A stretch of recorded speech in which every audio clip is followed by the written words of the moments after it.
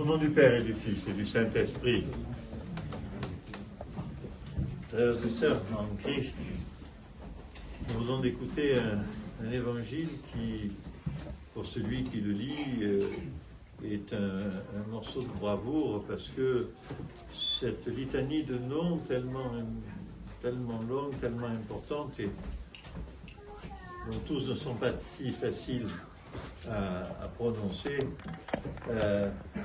se termine par la crèche, par la naissance de Jésus, et nous rappelle le mystère de la conception par l'Esprit Saint de Jésus, de la pureté de la Vierge et de l'absolue modestie, humilité et bienveillance de Joseph.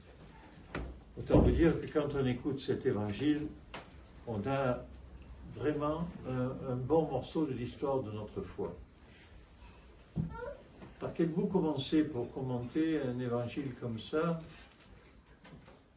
J'avais envie de vous dire que dans cette liste de noms, c'est la liste de noms qui représentent notre humanité, c'est-à-dire nous tous, chacun d'entre nous.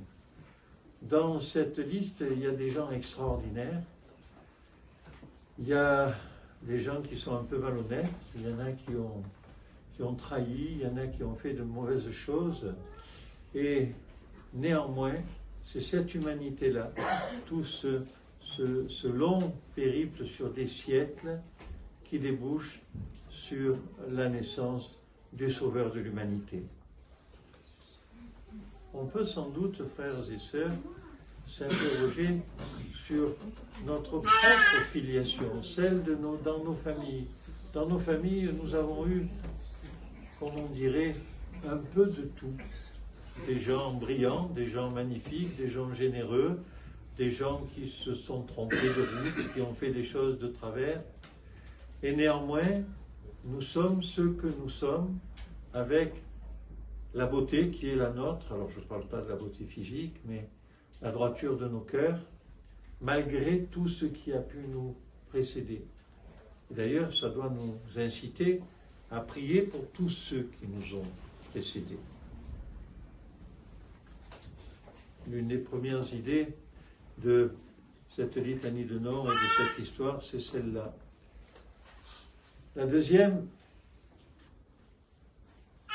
pas pour la mettre avant la naissance du Christ, ni la beauté et la pureté de la très sainte Mère de Dieu, mais Joseph, cet homme simple, ce veuf qui avait accepté de prendre une fiancée, sans doute d'ailleurs dans une forme de charité pour lui donner un statut. C'est le renoncement. Le renoncement à des choses tellement compliquées, surtout à ces époques-là. Voilà que j'ai pour fiancée une fille qui se retrouve enceinte. Et il se réveille et là on lui dit qu'il doit avoir confiance. Et il a confiance. Je me mets à la place de Joseph et je pense qu'on pourrait être un certain nombre de mal à se mettre à cette place-là. Est-ce qu'on accepte des choses comme celle-là de gaieté de cœur, sans se poser d'arrière-questions, de mauvaises questions? Enfin, quand même ces histoires. Mais pourtant, l'ange a parlé et il a compris et il a accepté. Et nous, d'ailleurs, Joseph disparaît dans toute l'histoire de l'Évangile. On sait qu'il a été un bon père pour Jésus, que Jésus était à ses côtés et qu'il a appris à travailler de ses mains, sans doute. Mais est-ce que nous avons cette générosité, cette bienveillance naturelle?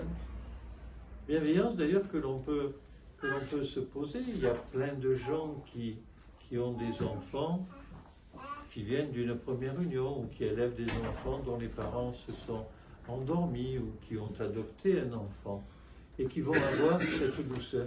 cette bienveillance, cet amour, cette ouverture de cœur et cette pureté de cœur pour se comporter comme Joseph s'est comporté. Frères et sœurs en Christ, cette ennemi qui prend des risques. C'est un petit enfant une petite fille que j'ai baptisée il y a quelques mois maintenant. C'est toujours plaisant de voir un enfant qui s'approche du sanctuaire avec cette pureté. Frères et sœurs, cet évangile qui est un évangile finalement qui a pour fonction de préparer l'arrivée du Christ et surtout de l'annoncer et d'affirmer la filiation de celui qui vient là.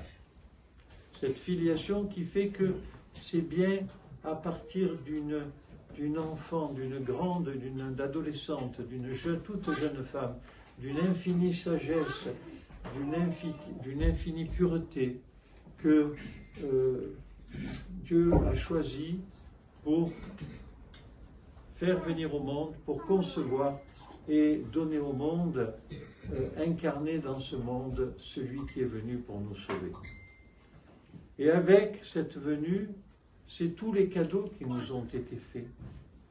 La façon que nous avons de comprendre que pour vivre vraiment heureux dans ce monde et d'une façon juste, nous devons essayer de nous décoller de notre nature humaine pour n'avoir dans notre cœur qu'un seul enseignement. Aimez-vous les uns les autres comme votre Père céleste lui-même vous aime. C'est tout ça qui nous arrive.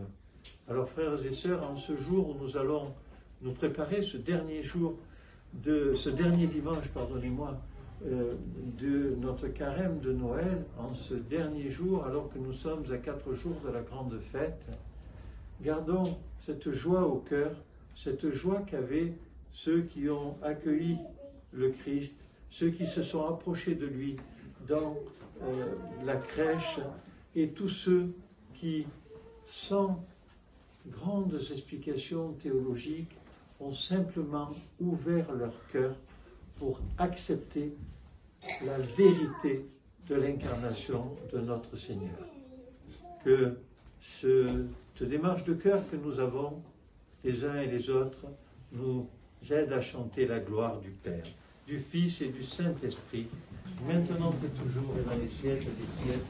Amen.